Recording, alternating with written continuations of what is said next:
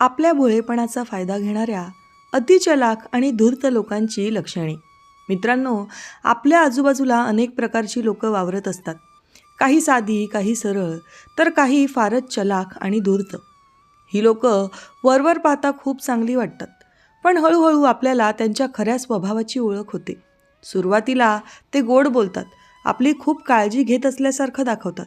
आपणही त्यांच्यावर आंधळेपणाने विश्वास ठेवतो, पण प्रत्यक्षात त्यांच्या मनात स्वतःच्या फायद्यासाठीची गणितं सुरू असतात. ही लोक आपली कमजोरी हेरून त्याचा स्वतःच्या फायद्यासाठी वापर करतात. ही डोक्याने खेळणारी माणसं आपल्याला एखाद्या मोठ्या अडचणीत आणून नामानिराळे होतात आणि प्रचंड ताण देतात. म्हणूनच अशा अतिचलाख लोकांची लक्षणं वेळेत ओळखणं फार गरजेचं आहे. वेळेत समज आली तर पुढचं नुकसान टाळता येतं, पण उशीर झाला तर मात्र फसवणूक अटळ आहे. चला तर पाहूयात आपल्या भोळेपणाचा फायदा घेणाऱ्या अतिचलाख आणि धूर्त लोकांची लक्षणे. 1. यांच्याकडे जबरदस्त कन्व्हिन्स करण्याची क्षमता असते. ते आपल्याला मोठी स्वप्न दाखवतात. अतिचलाख लोक बोलताना इतकं आत्मविश्वासाने बोलतात की आपल्याला क्षणभरही शंका येत नाही की हा सारा खोटा खेळ सुरू आहे. ते आपल्याला मोठी स्वप्न दाखवतात आणि ती अगदी खरी वाटतील अशा पद्धतीने सांगतात. त्यांच्या बोलण्यात प्लॅन्स असतात, गणितं असतात आणि स्वतःचा फायदा लपलेला असतो. ते म्हणतात की हे सगळं तुमच्यासाठी आहे, पण प्रत्यक्षात त्यात त्यांचा स्वार्थ असतो. तुम्ही एखाद्या अडचणीत असाल तर त्यावर हाच एक उपाय असल्यासारखं ते चित्र उभं करतात. तुमच्या डोळ्यासमोर उज्ज्वल भविष्याचं चित्र दाखवून ते तुमचं भान हरपवतात. तुम्हाला वाटतं हा माणूस खूप गरजेचा आहे. तुम्हाला विचार करायला अतिशय कमी वेळ देऊन तुमच्याकडून काही गोष्टी ते वदवून घेतात. हळूहळू तुमच्या लक्षात येतं की आपण घेतलेला निर्णय त्यांच्या फायद्याचा होता. तोपर्यंत वेळ निघून गेलेली असते. त्यामुळे अशा लोकांपासून सावध राहा. 2. ही लोक अतिशय गोड बोलणारी असतात. आपल्याला बोलण्यात गुंतवून ठेवतात. ही माणसं बोलण्यात फारच तरबेज असतात. त्यांचं बोलणं ऐकताना वेळ कसा जातो हे कळतही नाही. ते तुमचं कौतुक करतात, तुमच्या मनासारखं बोलतात आणि तुम्ही खास असल्याचं फील देतात. तुम्ही जे म्हणाल त्याला ते होकार देतात, जणू तुमच्याशी पूर्णपणे सहमत आहेत. पण हे सगळं त्यांच्या गरजेपुरतं असतं. तुमच्या साध्या भोळ्या स्वभावाचा फायदा घेऊन तुम्ही भावनेच्या भरात असताना ते तुमच्याकडून काही गोष्टी वदवून घेतात. नंतर मात्र त्यांच्या शब्दांमध्ये बदल झालेला दिसतो. आधीचं गोड बोलणं आता नंतर गरज संपल्यानंतर कमी झालेलं असतं. तुमच्याकडे पूर्णपणे दुर्लक्ष करणं असं त्यांचं खरं तंत्र असतं.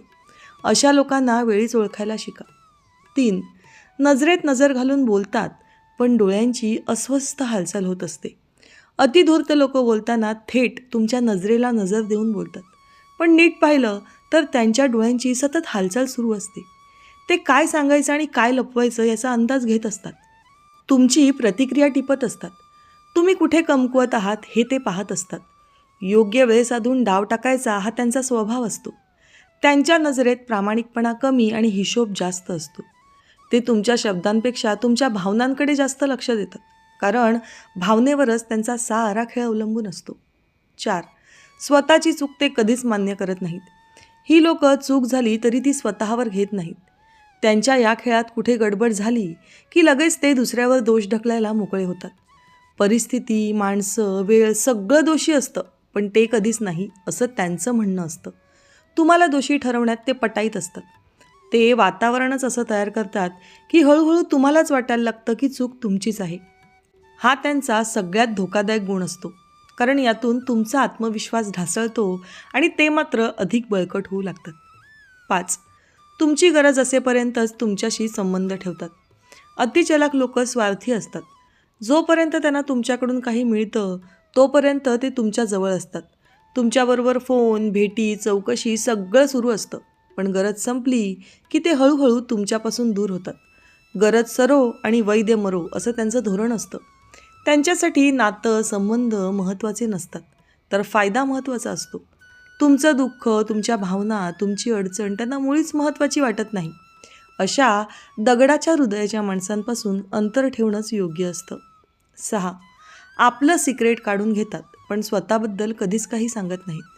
स्वतःचं ठेवावं झाकून आणि दुसऱ्याचं पाहावं वाकून. अशा विचारसरणीची ही लोक तुमच्याशी खूप जवळीक साधण्याचा प्रयत्न करतात. तुमच्याकडून सगळं ऐकून घेतात. तुमची दुखणी, कमजोरी, अडचणी सगळं माहिती करून घेतात, पण स्वतःबद्दल काहीच उघड करत नाहीत. अशा लोकांना कोणतीही महत्त्वाची माहिती सांगताना 100 वेळा विचार करा. तुम्ही दिलेल्या खाजगी माहितीचा हे कधी आणि कसा वापर करतील सांगता येत नाही, म्हणून थोडं सांभाळून. 7. ही लोक सरड्याप्रमाणे रंग बदलतात. यांच्यावर आंधळा विश्वास ठेवूच नका. अतिचलाक लोक कधी कोणता रंग दाखवतील याचा भरोसा नसतो. सुरुवातीला ते फार शांत, समजूतदार आणि सहनशील असल्यासारखं दाखवतात. तुम्ही काही बोललात, तक्रार केलीत तरी ते हसून ऐकून घेतील. त्यामुळे तुम्हाला वाटतं हा माणूस किती समजून घेणारा आहे. पण ज्या क्षणी तुम्ही त्यांच्या विरोधात उभे राहता, नकार देता किंवा प्रश्न विचारता, त्या क्षणी त्यांचा नूर बदलतो. राग, आवाज वाढवणं, टोमणे मारणं सुरू होतं. त्यामुळे तुम्ही सुरुवातीला घाबरता, गोंधळता. हेच तुमचं गोंधळणं, घाबरणं त्यांना हवं असतं. कारण घाबरलेला माणूस नीट विचार करू शकत नाही. तुम्हाला वाटू लागतं चूक आपलीच होती. अशा रंग बदलू, विश्वासघातकी लोकांपासून 4 पावलं लांबच राहा. 8. तुमचं अति कौतुक करून काम काढून घेणारी. ही माणसं तुमचं इतकं कौतुक करतात की तुम्ही अगदी भारावून जाता. तुम्ही किती चांगले आहात, किती समजूतदार आहात, तुमच्यासारखा कोणी नाही असं ते बोलतात. हे ऐकून तुमचं मन मेणबत्तीसारखं वितळतं. मग याच तुमच्या मनस्थितीचा फायदा घेऊन ते हळूच एखादं काम तुम्हाला सांगतात. सुरुवातीला लहान काम, मग थोडं मोठं आणि मग अजून मोठं. आता तुम्हाला नकार द्यायला अवघड जातं, कारण त्यांनी तुमच्यावर उपकार केल्यासारखं चित्र निर्माण केलेलं असतं. प्रत्यक्षात ते तुमचा वेळ, ताकद आणि भोळ्या स्वभावाचा वापर करत असतात. काम झाल्यावर मात्र ते तुमचं कौतुक करायचं विसरतात, कारण आता त्यांची गरज पूर्ण झालेली असते. 9. ही लोकांसमोर वेगळे आणि एकांतात पूर्ण वेगळे वागतात. अतिधूर्त लोक सगळ्यांसमोर खूपच गोड, सभ्य आणि मदतीला तयार असल्यासारखे दिसतात. 4 लोकात ते फारच चांगली प्रतिमा तयार करतात. त्यामुळे सगळ्यांना वाटतं हा माणूस किती चांगला आहे. पण एकांतात मात्र ते वेगळेच असतात. बोलण्यात उपरोध, टोमणे, दबाव टाकणं सुरू होतं. तुम्हाला कमी लेखलं जातं. पण तुम्ही कोणाला सांगितलं तर कोणी विश्वास ठेवत नाही, कारण सगळ्यांसमोर त्यांचा मुखवटा वेगळाच असतो. हा दुहेरीपणा फार घातक असतो. 10. ही लोक हळूहळू तुमच्या निर्णयांवर पूर्ण नियंत्रण मिळवतात. सुरुवातीला ते तुम्हाला सल्ला देतात, मदत करतात, तुम्ही त्यांचा सल्ला ऐकता. पण जर एखादी चूक तुमच्या निर्णयात झालीच तर त्यांना संधीच मिळते. मग ते म्हणतात, तू माझं ऐकलं असतंस तर बरं झालं असतं.